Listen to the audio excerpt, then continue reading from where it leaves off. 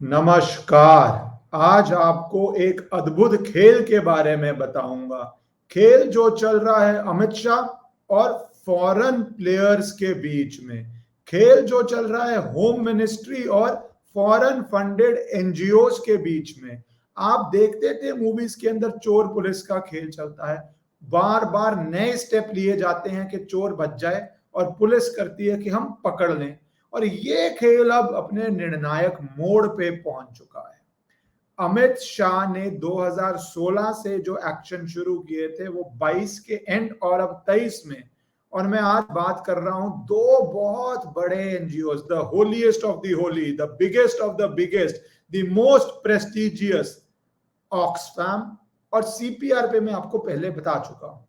साथ ही साथ थोड़ा सा आपको बीबीसी का भी बता दूंगा, क्योंकि ये नेक्सस ही ऐसा है।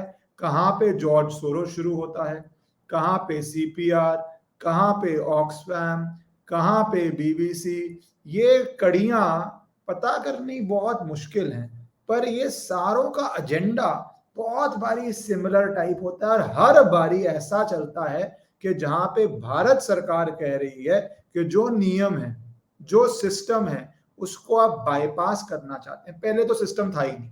एक तरह से आप शुरू कीजिए 1947 से यहां तक लेके जो जर्नी हुई है, कितनी बारी ऐसे सिस्टम्स इनको रोकने के लिए बनाए गए, वो एक बड़ा सवाल है। पर 2020 में जो लॉ बनाया, और मैं लॉ की बात करूंगा, इसके अंदर हाई कोर्ट भी केस पहुंचा है, इसके अंदर केस सीबीआई के पास भी पहुंचा है, इसके अंदर केस इनकम टैक्स अथॉरिटीज के पास भी पहुंचा है, और इसके पास केस ईडी भी उसको देख रही है, सीबीडीटी भी देख रही है। तो सारी जांच एजेंसियां और कोर्ट जहां पे आप चैलेंज करने जाते हैं सब जगह हो गया है। तो अगर तो आप चैनल से पहली बारी जुड़ रहे हैं, आप चैनल को सब्सक्राइब कर लीजिए, वीडियो पसंद आती है तो लाइक कर लीजिए। आपको समझ आएगा कितना डिसाइसिव ब्लो अब ऑक्सफैम को दिया जा रहा है। तो ऑक्सफैम की रजिस्ट्रेशन एफसीआरए की सेंटर ने मना कर दी थी दिसंबर 2021 के अंदर। इसके बाद ये हाईकोर्ट गए।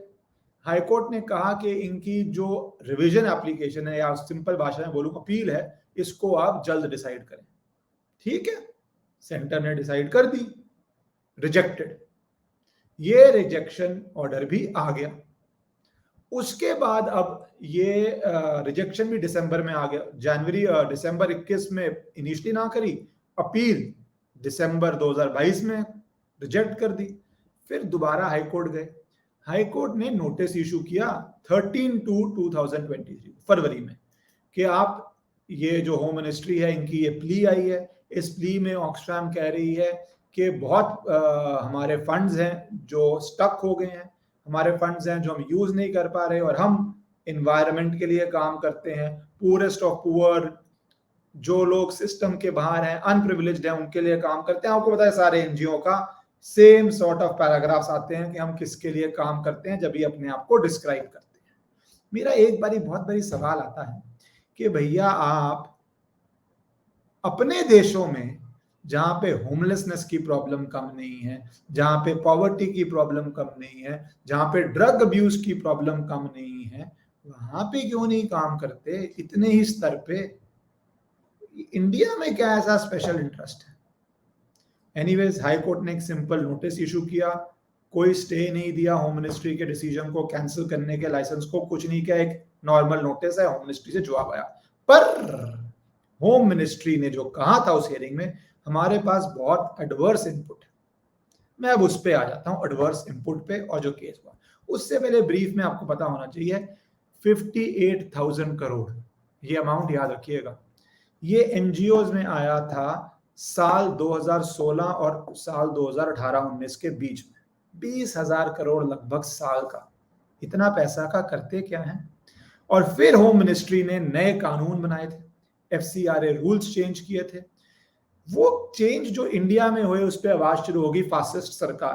पर आपको क्या पता है कि यूएस के अंदर होमलैंड सिक्योरिटी बोलती है कि malignant actions taken by foreign governments or actors designed to sow discord, manipulate public discourse, discredit electoral system, bias the development of policy, disrupt the markets for the purposes of undermining the interests of United States of America and its ally is election interference. इतने widely US भी मानता है ये election interference होती है। तो भारत ने भी अपने लिए कानून बनाया। एफसीआरए अमेंडमेंट 60,000 करोड़ 3 साल में आ रहा है, कहां जा रहा है? कुछ लोग कहते हैं बहुत बारी ये प्रोजेक्ट स्टॉल करने के लिए होता है, एनवायरमेंट के ड्रामा करके, फंडेड करके एनजीओस को प्रोटेस्ट फंड करवाते हैं साइट्स पे, बहुत बारी यूज होता है। बहुत बारी ये भी रिपोर्ट्स आई है कई अलग तरह के वो कन्वर्जन एक्टिविटीज में लगे हुए हैं। बहुत जगह से रिपोर्ट आई है, कई और हैं जो ब्रॉडली बोलूं एंटी इंडिया के इंटरेस्ट्स का एजेंडा चलाते हैं। तो ये कानून में 7-8 बड़े पॉइंट्स थे। बहुत फास्ट आ जाता हूं, आपको शायद पता भी हो, आपको नहीं पता तो जान लीजिए कि पब्लिक सर्वेंट फॉरेन डोनेशन नहीं लेगा, एनजीओ रजिस्टर होगा और उसकी जो एक्सपेंसेस है एडमिनिस्ट्रेटिव वो भैया 20% से ज्यादा नहीं होंगे। पहले 50% थे, मतलब सैलरीज में पैसा बांटते थे। तीसरा, हाँ बे ऑक्सफैम फंस रहा है, ये याद कर लीजिएगा कि जो पैसा आपको आया आप ही यूज करेंगे, इसको इधर उधर आप बांट नहीं पाएंगे। चौथा, एक एसबीआई के बैंक अकाउंट में, नोडल अकाउंट में आप पैसा लेंगे ताकि सरकार को ट्रेस करने में आसानी हो। छठा, जिस काम के लिए लाए हैं उसी काम के लिए यूज करेंगे। तो ये ब्रॉड पॉइंट्स हैं। सुप्रीम कोर्ट में चैलेंज हुआ था, सुप्रीम कोर्ट ने पूरी मोहर लगाई इस कानून पे। इनफैक्ट सुप्रीम कोर्ट ने तो इससे आगे भी बोला। सुप्रीम कोर्ट ने कहा कि कोई फंडामेंटल राइट नहीं है फॉरेन फंड लेने का। सुप्रीम कोर्ट ने कहा फॉरेन एड को मिनिमम पे रखना चाहिए। सुप्रीम कोर्ट ने कहा कि फॉरेन एड क्रिएट करता है प्रेजेंस ऑफ फॉरेन कंट्रीब्यूटर और वो इन्फ्लुएंस करता है डोमेस्टिक कंट्री की पॉलिसीज को, जो यूएस भी कह रही है। किसी देश को नहीं चाहिए कि भैया उसके डेमोक्रेटिक प्रोसेस में कोई और आ जाए, और सुप्रीम कोर्ट ने भी यही कहा। और अंत में सुप्रीम कोर्ट ने यह भी कह दिया कि कल को अगर सरकार चाहे तो सरकार एक रिजीम बना सकती है जिसमें आप फॉरेन मनी ही नहीं ला पाएंगे इंडिया में। बिल्कुल क्लियर कर दिया कि कोर्ट में मत आओ, तुम्हारा कोई फंडामेंटल राइट नहीं है। ये एक स्टैट्यूट है, उस स्टैट्यूट के अंदर स्टैट्यूटरी पावर्स हैं, वो स्टैट्यूट के जो नियम हैं वो नियम चलेंगे। आपका फंडामेंटल राइट के ग्राउंड पे इसको चैलेंज नहीं होगा। एक नॉर्मल कानून है और आपका फंडामेंटल राइट इससे अफेक्ट होता नहीं, आपका है ही नहीं है। अब दो तरह के फंड्स आते हैं। एक आते हैं जो एनआरआईज भारत में पैसा भेजते हैं स्कूल, कॉलेज, मंदिर बनाने के लिए, अपने देश के लिए, अपने देश की अपने जड़ से, अपनी संस्कृति से प्यार होता है। और दूसरे ये आते हैं फॉरेन फंडेड एनजीओस जिनका अपना ही एजेंडा चल रहा होता है। बहुत बारी इंडियन इंडस्ट्रीज, इंडियन कंपनीज बोलती हैं कि हमारे सारे डेवलपमेंटल प्रोजेक्ट्स को स्टॉल करने के लिए ये अलग अलग जगह पे मीडिया में शोर मचा के, जमीन पे कई बारी प्रोटेस्टर्स लाके और कई बारी अनाप शनाप केसेस डाल के डिले करने के लिए एक संयोजित तरीके से चलते हैं। एग्जाम्पल दूंगा, मैं एनजीओ का नहीं है, पर एक अजीब केस जो मुझे लगा बहुत, वो उत्तराखंड में हाईवे ब्रॉड करने को लेकर चारधाम को डाला गया था। मुझे बहुत अजीब लगा वो केस। डिफेंस को चाइना बॉर्डर पे अपना इक्विपमेंट ले जाना है, उसके अगेंस्ट आप इन्वायरमेंटल कंसर्न्स पे डाल सकते हैं, कुछ भी ग्राउंड बना सकते हैं, पर ऐसे केसेस मुझे बहुत अजीब लगते हैं। इंडस्ट्री के अगेंस्ट तो बात ही और अलग है। एनीवेज, तो अब आ जाते हैं कि सरकार ने क्या किया। 2016 में जॉर्ज सोरोस को डायरेक्टली हिट किया था, उसकी ओपन सोसाइटी को वॉच लिस्ट पे डाल दिया था, जिसका मतलब है वो फंड्स नहीं ला पा रहा था। फिर काम क्या किया था, सीपीआर, इसका लाइसेंस भी सस्पेंड कर दिया है, क्योंकि इस पे भी बहुत क्वेश्चन है। बाय द वे, आपको पता होना चाहिए कि इसकी जो हेड है वो मणिशंकर अय्यर, जो आप जानते हैं, उनके व्यूज, उनकी डॉटर है। डॉटर और फादर का रिश्ता अलग हो सकता है, विचारधारा अलग हो सकती है, पर सीपीआर के आप काम देखेंगे तो आप ये पूछेंगे कि सीपीआर काम क्या कर रही है और क्या नियमों के अनुसार कर रही है। होम मिनिस्ट्री के मुताबिक नहीं कर रही, सस्पेंड कर दिया। अब इमीडिएटली आ जाता हूं ऑक्सफैम पे। तो जैसा मैंने शरारत करके बताया था, ऑक्सफैम हाई कोर्ट में था।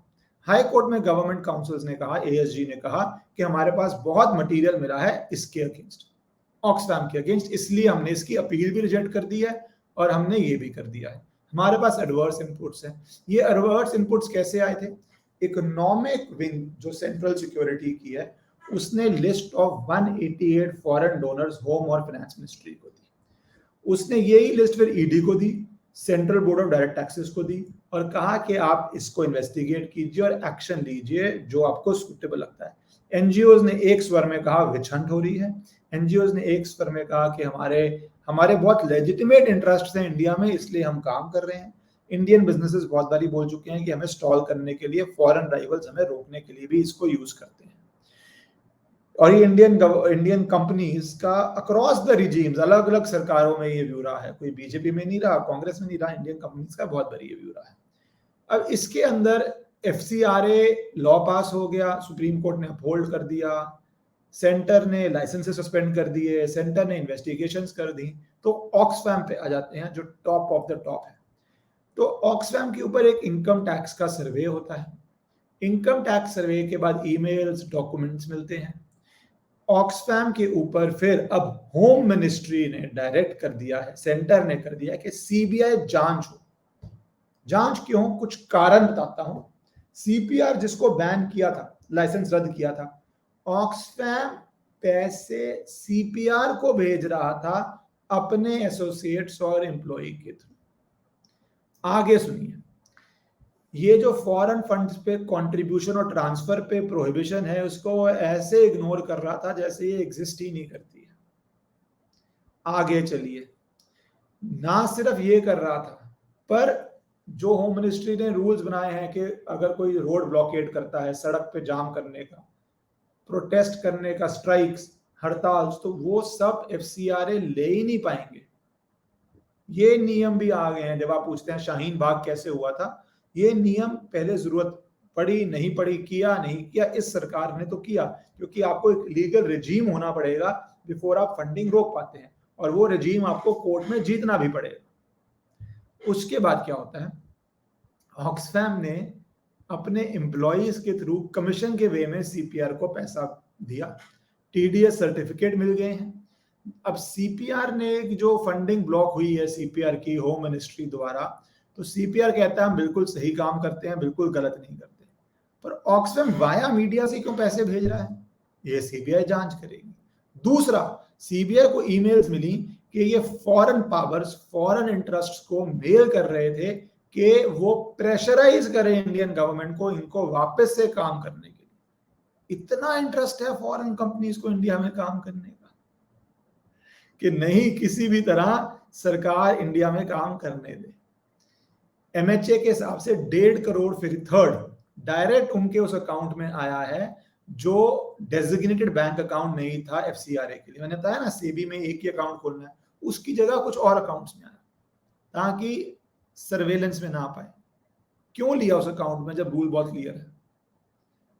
चौथा, अदर स्टैट्यूज की वायलेशन भी हो सकती है, money laundering, ED cases, income tax, वो भी जांच की जाएगी। एक ईमेल मिली है जिसमें वो European union, state department US, world bank, IMF, Asian development, various European agencies को ये कहना चाह रहे हैं, करवाना चाह रहे हैं कि इंडियन गवर्नमेंट को प्रेशराइज किया जाए। उनको पता नहीं नया भारत है, यहाँ पे कुछ प्रेशराइज नहीं होना। यहाँ पे तो हमने यूके को प्रेशराइज करके जो एम्बेसी के ऊपर हुआ था उस पर एक्शन भी ले लिया और अपनी टीमें भी भेज दी वहां पे। तो ये नया भारत है, इनको ये समझना पड़ेगा। मैंने उस पर वीडियो बनाई, आप देख सकते हैं उसके अंदर। और अब एजेंसीज का मानना है कि पूरा जो ये रजीम और स्ट्रक्चर था, ये बेसिकली मनी को सर्कुलेट करना था। सीपीआर का मैं बता चुका हूं, टेक्निकल सर्विसेज के नाम पे बहुत लोगों को इन्होंने एंगेज कर लिया था। फॉरेन इंस्टीट्यूशंस, कंट्रीज को ये कह रहे थे प्रेशराइज करने के लिए। एक मेल है एम्बेसी ऑफ आयरलैंड को जो भेजी गई है इसी चीज को लेके। तो ये सारे करते हुए FIR on Oxfam as well as its office bearers agency ने कर दी है। ऐसे ही पता होना चाहिए बीबीसी के ऊपर भी किस तरह पैसा घुमाया, उसकी भी जांच हो रही है। तो सीपीआर, ऑक्सफैम, बीबीसी, अलग अलग एजेंसीज की अलग अलग स्तर पे जांच चल रही है। जो प्रोग्राम जॉर्ज सोरोस के ऊपर ओपन सोसाइटी में 2016 में शुरू हुआ था, 20 में कानून चेंज हुआ था, 21 में सुप्रीम कोर्ट में सरकार अपना पक्ष रख पाई थी और बहुत ब्यूटीफुल जजमेंट आई है कि कोई फंडामेंटल राइट नहीं है किसी का फॉरेन कंट्रीब्यूशन का। उसके बाद जो लाइसेंसेस सस्पेंड हुए वो कोर्ट में चैलेंज हुए, और अब लास्ट फेज क्रिमिनल इन्वेस्टिगेशंस वो लॉन्च हो गई हैं।